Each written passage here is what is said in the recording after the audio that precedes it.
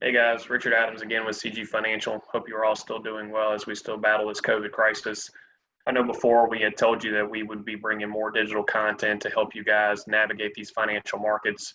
Before we had talked about how to take care of yourself in the financial world, whether it be within the 401k, budgeting, etc. Today we want to talk about how to take care of yourself in the digital world and with the technological devices that you use every day. So with that being said, social media is a great thing. It allows us to stay connected. It allows us to get the news at the drop of a hat. Sometimes it's relevant news, sometimes maybe not. But at the end of the day, 76% of all data that's stolen is actually stolen through social media, whether it's tracking your location, tracking your habits, your buying habits, whatever that may be. Keep in mind that a lot of your data is stolen through social media. So check the settings in your social media, make sure that you're aware of what it is allowed to track and what it is not, and make your decisions based off of what you feel you do and do not want them to know. But how do we stay safer online together? Any cybersecurity thing that you ever listen to, they're always going to talk about passwords, so we want to get it out of the way first. I'm going to hit on the bottom right there. Two-factor authentication is very important. Make sure you have a password put in, and then it has to send you a PIN. It has to send you an alternative password, a question, maybe those pictures that you click in and out of, whatever that may be. That two-factor authentication really helps deter a hacker from getting into your account. Remember, a lot of the times what you're trying to do is just create enough layers of security that it makes them move on and or give up on your information, because there's someone out there that is not going to be as safe and secure as you are, hopefully moving forward. So just try to put enough layers of security between you and the hacker to make sure that you're making yourself as safe as possible. The other thing you want to look at is your devices.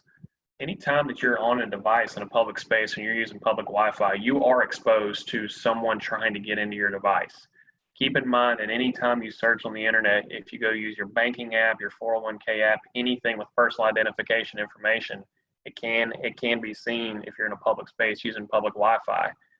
Keep in mind that if you're not willing to show a stranger what you're looking at, I probably would not go on that website and or app in a public space using public Wi-Fi.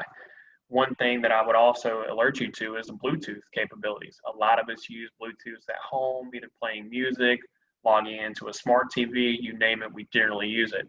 Try to cut that off once you're going into a public place. I always try to do it once I get out of my car, because I even use Bluetooth in my car. It is very important that you try to cut that off when you're going into a public place, because again, that is just easy access to your devices. And we're just trying to deter those that are trying to unfortunately get in and get information that they should not be getting into. Another one is accounts. You look at the top right there, it goes back to that dual authentication, really. Creating phone pins or something that gives you an extra level of security moving forward that you might not necessarily have now. The big one is the bottom left, in my opinion, creating a new username every time you create a new online account. That is very essential. You do not want someone getting a username and password and being able to put that into 25 different websites and walk right into banking information, buying history, personal identification information, you name it, they have access to it. It's the exact opposite of what you want to have happen. I know remembering all of those things is typically pretty hard, but at the same time, you can look at softwares to keep those, maybe a notebook, whatever that may be, but you most certainly do not want to continue to use the same combination of username and password that you're used to. The other one is a phishing scam. I know that we all typically have some sort of education on this every year within our companies, but it's very important to understand that now more than ever, we're seeing phishing scams go through, especially the financial industry. People are trying to come to you with an email, maybe using your boss's email or a pseudo email address, or maybe you do not even know them and they're trying to get you to click on something within the email. It's like that red stove analogy when we were little, right? We always were told to top, but we had to go touch it just to see if it would burn us, and every time it does.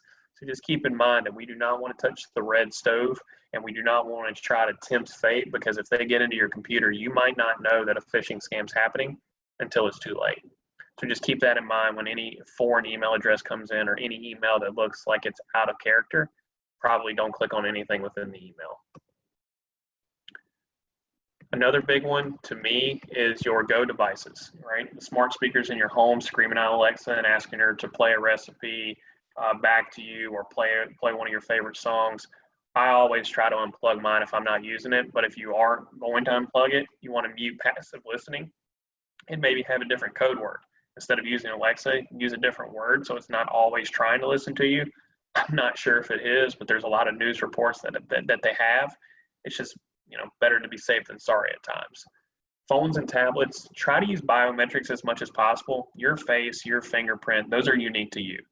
A sequence of 6 letters or a word is not nearly as unique as a fingerprint or a face scan. So try to use that as much as possible. And then your laptop, whether you're using it in a public space, your own hotspot, or even in the comfort of your own home, dual levels of antivirus software is definitely recommended, just because, again, you're trying to put as much protection between you and that hacker as possible to make sure that they're not just walking in and gathering information that, again, they should not be getting into. To me, this is the number one, and it's just because it scares me the most, and I'm very paranoid about it, and it's what they call skimmers. We've all heard about it. They put them over the gas pump, credit card hubs, or Target, I think, had a huge piece of this happen to them before. What basically happens is you put your credit card in, now they have all your credit card information. Take a closer look. If it doesn't look right, please do not put your card in, right? If you see backlighting come off of it, or if you think that there's a light shining through it, probably do not put your card in either. And always say something. Tell the associates if you think something's wrong. That little piece of intuition from you could save a lot of different people from making the same mistake that others have. But I always take a closer look because that's my livelihood. I do not want my credit ruined. I don't want my bank accounts drawn down to zero. It's just not something that I would be comfortable going through. So I always take a closer look at it, and I encourage you to do the same.